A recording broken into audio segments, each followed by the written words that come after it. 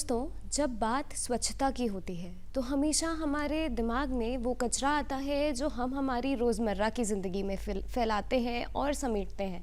लेकिन क्या आपको पता है, जो लैपटॉप, टीवी या मोबाइल आप दिन भर यूज़ करते हैं उससे हमारे पर्यावरण पर क्या फ़र्क पड़ता है? मैं मालिका सुभाशीष स्वागत करती हूँ आप सभी का कार्यक्रम स्वच्छता की सेवा में।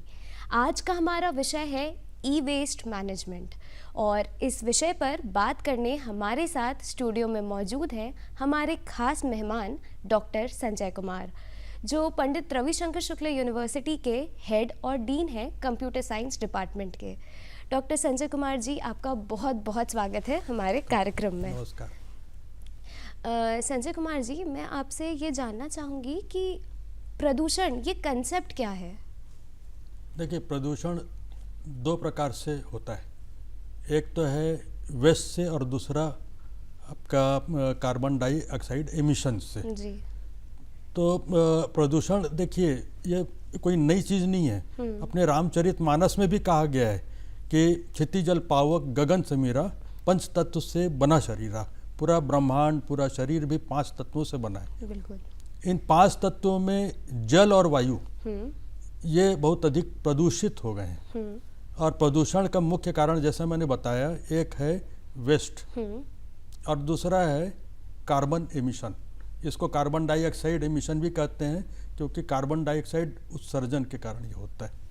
तो जैसे आपने कहा इसका एक कारण वेस्ट है, तो वेस्ट के कितने प्रकार होते हैं? जी, वेस्ट के 3 प्रकार होते हैं। अच्छा। एक होता है इनऑर्गेनिक वेस्ट, दूसरा ऑर्गेनिक वेस्ट और तीसरा कहलाता है इलेक्ट्रॉनिक वेस्ट। आप इन वेस्ट के बारे में थोड़ा प्रकाश डाल के बताएंगे? जी, देखिए, इनऑर्गेनिक वेस्ट जो अपने मेटल हैं और प्लास्टिक है, लकड़ी है, वुड है, ये सब के कारण जो वेस्ट होता है उसको इनऑर्गेनिक वेस्ट कहा जाता है। फर्नीचर है। और ऑर्गेनिक वेस्ट माने फूड आइटम्स से, खाने पीने की वस्तुएं, खाद्य पदार्थ हैं, उनके कारण फल फूल सब्जियां, वो ऑर्गेनिक वेस्ट कहलाती हैं। अच्छा। और इलेक्ट्रॉनिक वेस्ट जिसके बारे में हम लोग चर्चा कर रहे हैं, आपके laptop, mobile, computer, bulb, TV, monitor, screen etcetera, जब इसको कूड़े में फेंका जाता है तो उसको इलेक्ट्रॉनिक वेस्ट कहा जाता है। भारत में इलेक्ट्रॉनिक वेस्ट यानी ई वेस्ट कितना उत्पन्न होता है? भारत में इलेक्ट्रॉनिक वेस्ट लगभग 4 मिलियन टन उत्पन्न होता है। अच्छा। जो कि विश्व में तीसरे स्थान पर है।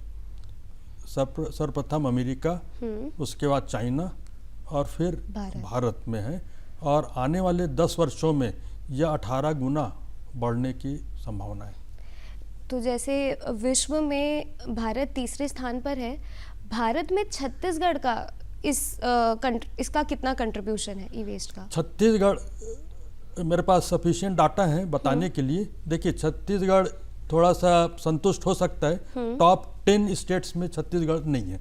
सबसे ऊपर है महाराष्ट्र, फिर है तमिलनाडु, फिर है उत्तर प्रदेश, इस प्रकार से। और अगर सिटी वाइज देखें तो सबसे ज़्यादा प्रदूषण होता है आपके मुंबई से, फिर दिल्ली से।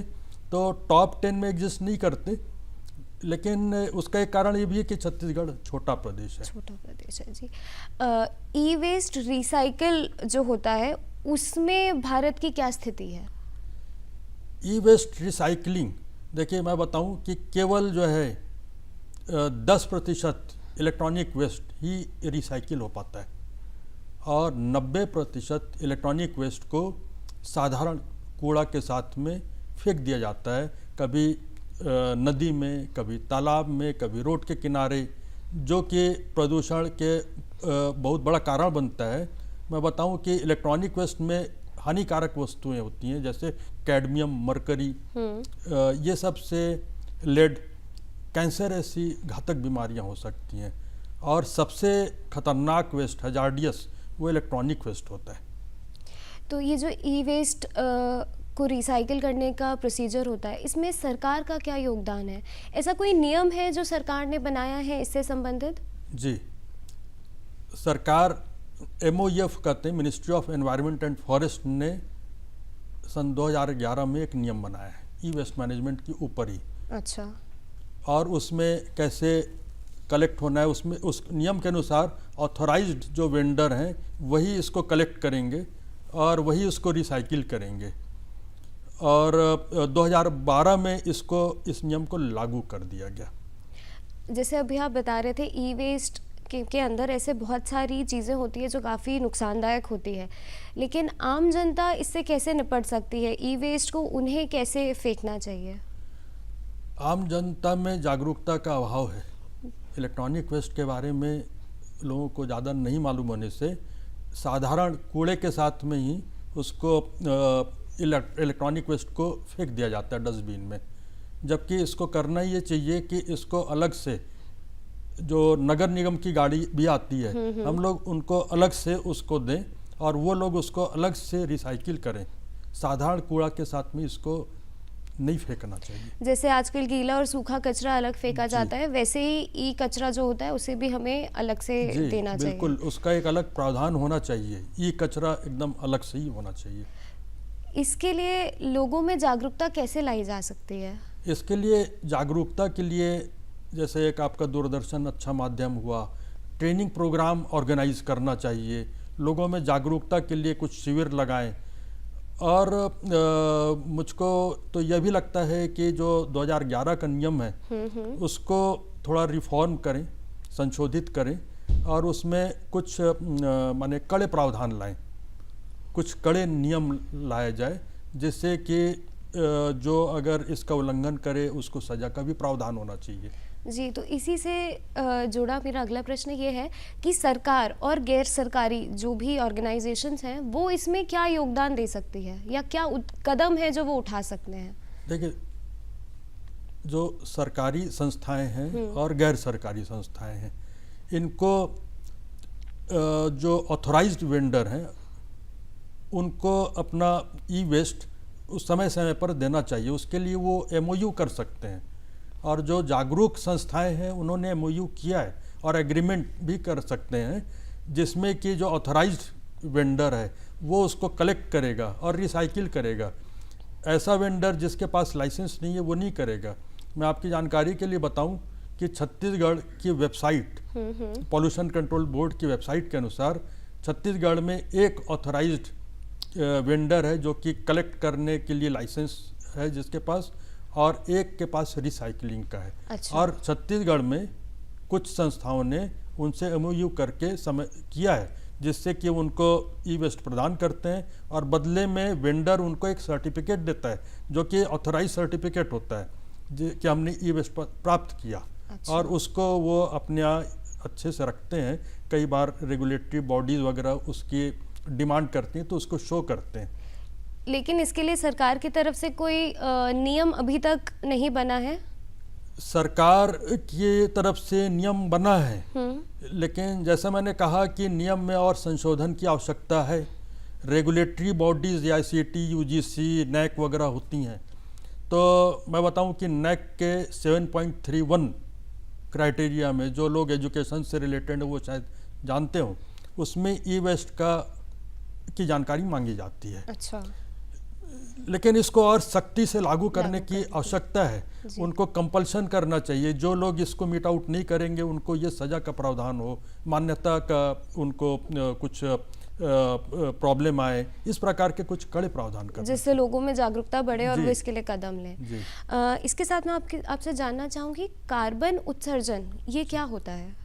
कार्बन, देखिए, हम लोग कोई भी इवेंट करते हैं या कोई भी संस्था है तो उससे जो पॉल्यूशन है, तो 6 प्रकार की गैसेज हैं। उनको ग्रीन हाउसेज गैसेज कहा जाता है। उनका एमिशन या उत्सर्जन होता है। प्रमुख उसमें कार्बन डाइऑक्साइड है। इसको CO2 एमिशन भी कहा जाता है, कार्बन एमिशन भी कहा जाता है। और CO2 एमिशन के ही कारण ओजोन लेयर में जो होल हो गया है उससे फिर अल्ट्रावायलेट रेज आती हैं ज़मीन पर और त्वचा संबंधी और विभिन्न प्रकार के रोगों को वो जन्म देती है। जी, तो ये जो कार्बन एमिशन की अभी आप बात कर रहे थे, इसे हम कैसे नाप सकते हैं? कार्बन एमिशन को साइंटिफिकली नापने का तरीका है, उसको कहा जाता है कार्बन फुटप्रिंट। अच्छा। मतलब एक वर्ष में किसी भी संस्था ने कितना CO2 एमिट किया कितने किलो CO2 एमिट किया, उसको कार्बन फुटप्रिंट कहा जाता है। अच्छा, और ग्रीन कंप्यूटिंग ये क्या होता है? ग्रीन कंप्यूटिंग को अगर एक वाक्य में मैं बताना चाहूँ तो ऐसे है कि environmentally responsible use of ICT devices. ICT devices माने इंफॉर्मेशन कम्युनिकेशन टेक्नोलॉजी डिवाइसेस, जिसमें आपके जो है लैपटॉप, मोबाइल, कंप्यूटर, टैबलेट वगैरह हैं। इनका हम लोग पर्यावरण को ध्यान में रखते हुए इनका उपयोग करें, उसको ग्रीन कंप्यूटिंग कहा जाता है। आपने जैसे कहा कि IT डिवाइसेस जो होते हैं उससे भी प्रदूषण होता है, लेकिन जैसे कहीं धुआं लगता है तो उसे देख के तो हम समझ जाते हैं कि एयर पोल्यूशन हो रहा है। IT devices, phone, TV, laptop हम जब भी यूज़ करते हैं इसमें से तो धुआं नहीं निकलता, फिर कैसे समझा जाए कि हम प्रदूषण फैला रहे हैं? आपका अच्छा क्वेश्चन है। आम जनता की ऐसी धारणा होती है कि जिन चिमनियों में काले धुएं उठ रहे हैं वहाँ से प्रदूषण बहुत हो रहा है, और वाइट कॉलर जॉब कहलाता है ये सब, अपना सॉफ्टवेयर इंडस्ट्री है और मोबाइल इत्यादि है, इससे तो कहीं कोई ऐसी गंदगी होती नहीं, धुआं भी नहीं निकलता। लेकिन आपको मैं बताऊं कि चार्ज करने के लिए भी आपके मोबाइल को जब हम लोग चार्जर से चार्ज करते हैं तो वो चार्जर जो इलेक्ट्रिसिटी ले रहा है जिससे कि मोबाइल चार्ज हो रहा है, वो इलेक्ट्रिसिटी कहाँ से आ रही है? वो एक हर स्टेट में जनरेटिंग स्टेशन होता है। अच्छा। छत्तीसगढ़ में कोरबा में है जहाँ NTPC का थर्मल पावर प्लांट है, वहाँ कोल माने कोयला को जलाकर बिजली उत्पन्न की जाती है। फिर यह बिजली वहाँ से ट्रांसमिट की जाती है, जो ट्रांसमिशन टावर होते हैं। रायपुर या छत्तीसगढ़ की बात करें तो रायपुर में गुड़ियारी में फिर सब स्टेशन है, वहाँ पे स्टेप डाउन ट्रांसफार्मर से स्टेप डाउन करके वो घरों तक पहुँचाई जाती है। तो ये पूरा एक सिस्टम होता है। तो जो सोचते हैं हम लोग कि यहाँ से तो धुआं नहीं निकल रहा है, लेकिन धुआं अगर रायपुर छत्तीसगढ़ की बात करें तो कोरबा में जो कोल बर्न हो रहा है उससे निकल रहा है, उससे CO2 एमिशन हो रहा है। अच्छा, कई डिवाइसेस में स्लीप और हाइबरनेट ये मोड होते हैं, इसका क्या मतलब होता है? देखिए, कंप्यूटर को, लैपटॉप को अगर हम लोगों को समझ लीजिए अगर 1 घंटे से अधिक अपने को वर्क नहीं करना है, कुछ कारण से ब्रेक लेना है, तो हम लोग को उसको स्लीप या हाइबरनेट मोड में उसको डाल के चले जाना चाहिए और फिर वापस आके उसको वेकअप माने जगा के काम अपना शुरू कर देना चाहिए। इससे अगर आप उसी को छोड़कर चले जाएंगे ऑन स्टेट में तो उससे वो कंटिन्यूसली उसमें पावर कंज्यूम होता रहेगा और CO2 एमिशन होता रहेगा। तो इसलिए आपको स्लीप या हाइबरनेट मोड में उसको कंप्यूटर को रख के फिर वापस आके जगा के काम शुरू करना चाहिए। तो ये स्लीप और हाइबरनेट मोड पे जब हमारा कंप्यूटर या लैपटॉप होता है तो हमारी जो पुरानी विंडोज़ ओपन होती है उसमें कोई फ़र्क नहीं पड़ता? नहीं पड़ता। अच्छा। स्लीप हाइबरनेट मोड की विशेषता है कि आपने जिस जगह पे भी उसको छोड़ा था वो पूरा का पूरा स्टेट उसमें सेव हो जाता है और वापस आप रिज्यूम उसी पॉइंट से करते हैं। जी, क्योंकि ज़्यादातर लोग कंप्यूटर और लैपटॉप बंद इसीलिए नहीं करते कि उनको फिर सब कुछ वापस से शुरू करना पड़ेगा। नहीं, उसमें आपको रिबूट करने की आवश्यकता नहीं रहेगी, वो तुरंत उसको ऑन हो जाएगा। अगर मैं स्लीप और हाइबरनेट में भी डिफरेंशिएट करूँ, अंतर बताऊँ, तो स्लीप ऐसी अवस्था है जैसे हम लोग एक रात में नींद भी लेते हैं। हाइबरनेट जैसे बेहोशी की दवा दी जाती है, एनेस्थीसिया दिया जाता है ऑपरेशन के पहले। अगर मैं थोड़ा और जनरलाइज करूं तो जैसे कुंभकर्ण थे वो कहा जाता है कि हाइबरनेट का एग्जाम्पल है। अच्छा।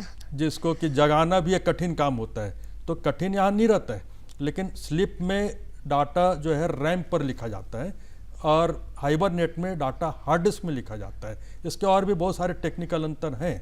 तो रैम में लिखाने के कारण वह जल्दी वेकअप होता है, जागता है। और हाइबरनेट में हार्ड डिस्क में लिखा रहता है, थोड़ा सा स्लो जागेगा।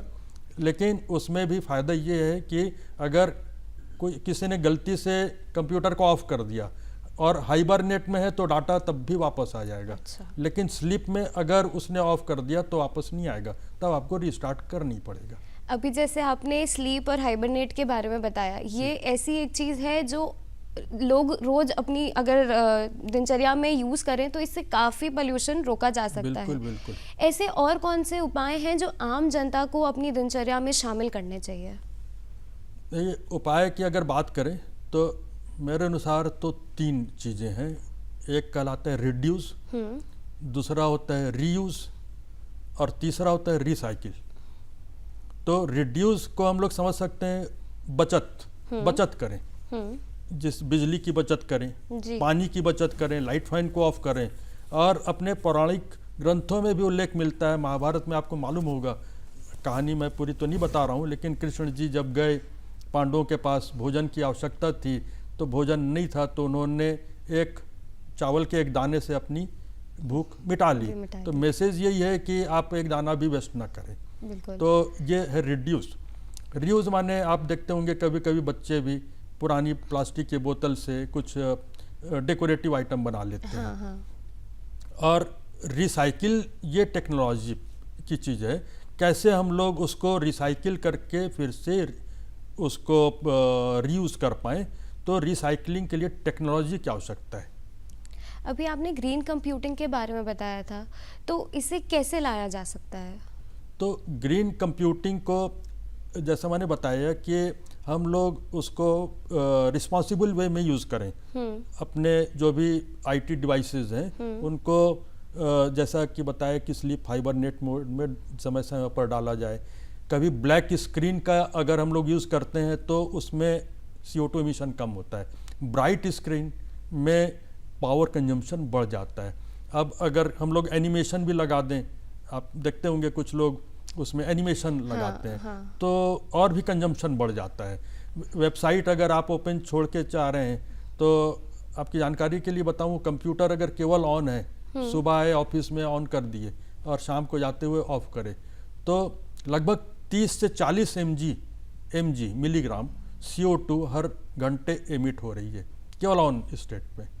अगर आप वेबसाइट देख रहे हैं केवल, तो प्रति घंटे लगभग 300 मिलीग्राम एमिट हो रही है। और अगर गेम खेल रहे हैं, वर्चुअल रियलिटी है, तब तो लगभग 1000 mg मतलब 1 ग्राम, तो उतनी कार्बन डाइऑक्साइड हर घंटे उससे एमिट हो रही है।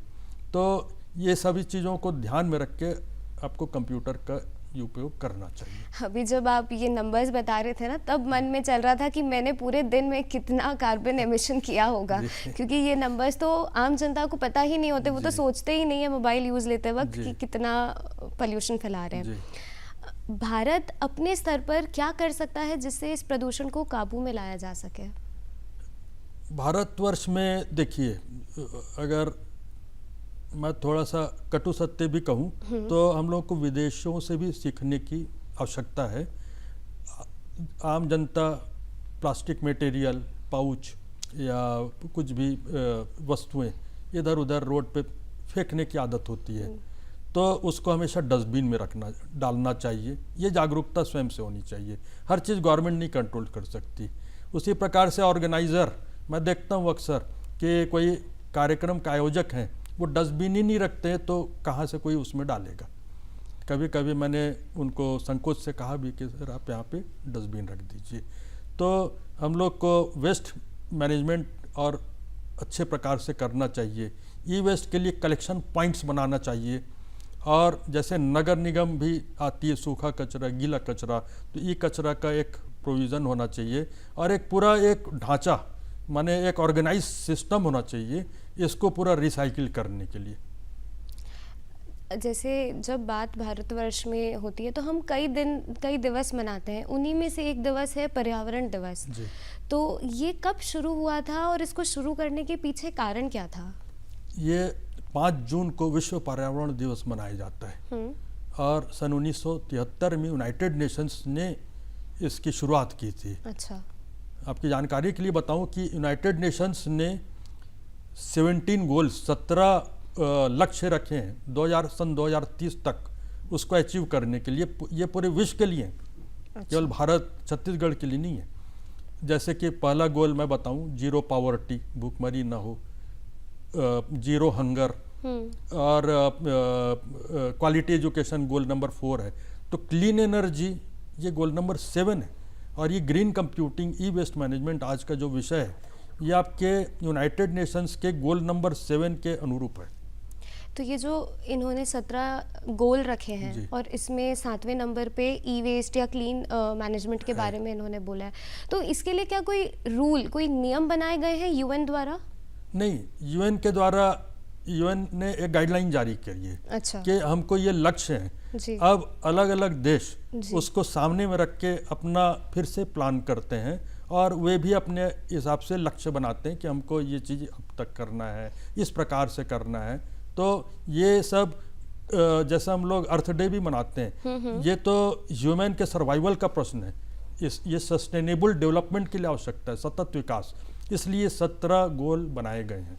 अभी आपने अर्थ डे की बात की, तो हम वृक्षारोपण के बारे में बहुत जागरूकता फैलाने की कोशिश करते हैं। हम सबको बोलते हैं पेड़ उगाइए, पेड़ को मत काटिए।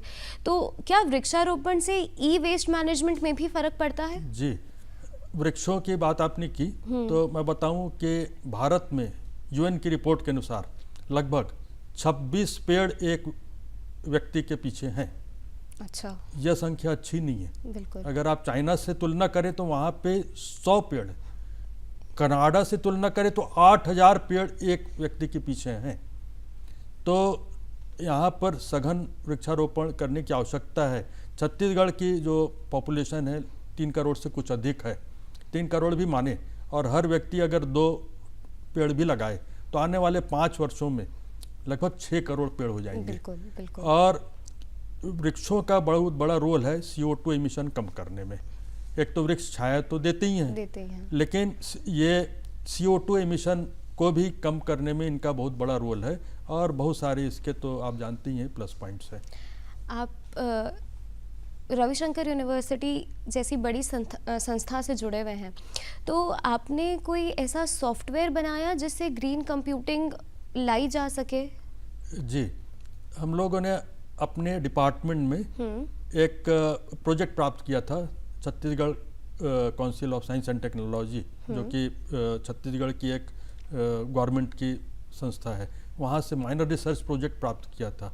और उसको हम लोगों ने, वो प्रोजेक्ट 3 साल का था, हमने उसको कैरी आउट किया, वर्क किया, और अपने डिपार्टमेंट में इलेक्ट्रिसिटी के कारण पिछले 5 साल में कितना CO2 एमिशन हुआ, फिर ट्रांसपोर्टेशन के कारण, माने जो सभी लोग अपने घरों से आते हैं तो वे फ्यूल कंजम्पशन करते हैं, तो उसके कारण कितना CO2 एमिशन हुआ, हमने उसको नापा था।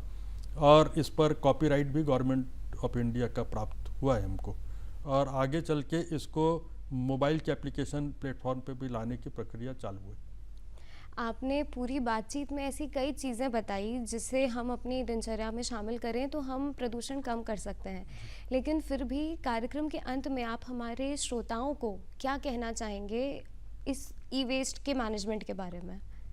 मैं कहना चाहूँगा कि चैरिटी बिगिंस एट होम कहा जाता है। बिल्कुल। तो केवल अगर आप गवर्नमेंट पर छोड़ दें तो उससे वो पर्याप्त नहीं होगा। जब तक गवर्नमेंट नहीं कंट्रोल कर सकती, जब तक कि सभी सिटीजन, नागरिक उसको अपने रिस्पॉन्सिबिलिटी लेके, अपने कंधों पे उसकी जिम्मेदारी लेके न पूरा करें, तो हम लोगों को, जैसे कि मैं व्यक्तिगत स्तर पर मैं झोला का प्रयोग करता हूँ।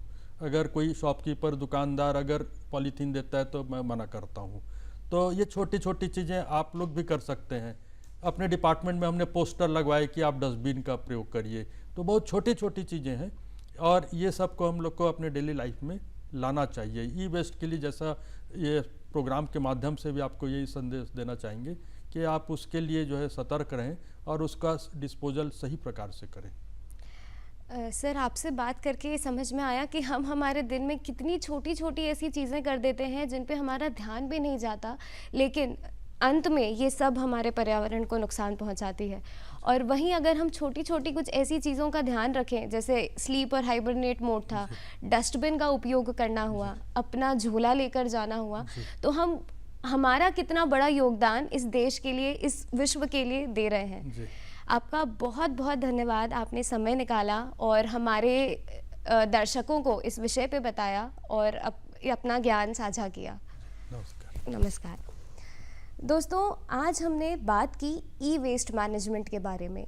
हमें डॉक्टर संजय कुमार से बहुत सारी नई चीज़ें इस विषय में जानने को मिली। आपने कई बार सुना होगा कि हमें कम मोबाइल यूज़ लेना चाहिए क्योंकि इससे हमारी आंखें ख़राब होती है, लोग वैसे भी बोलते हैं कि पेड़ लगाइए, क्योंकि ये हमारे देश के लिए, हमारे विश्व के लिए बहुत ज़रूरी है। आज हमने एक और कारण उसमें जोड़ा जिस वजह से हमें वृक्षारोपण करना चाहिए। आशा करते हैं आपको ये कार्यक्रम बहुत पसंद आया होगा। हम फिर लौटेंगे एक नए विषय के साथ। तब तक मैं मल्लिका सुभाशीष आपको नमस्कार कहती हूँ।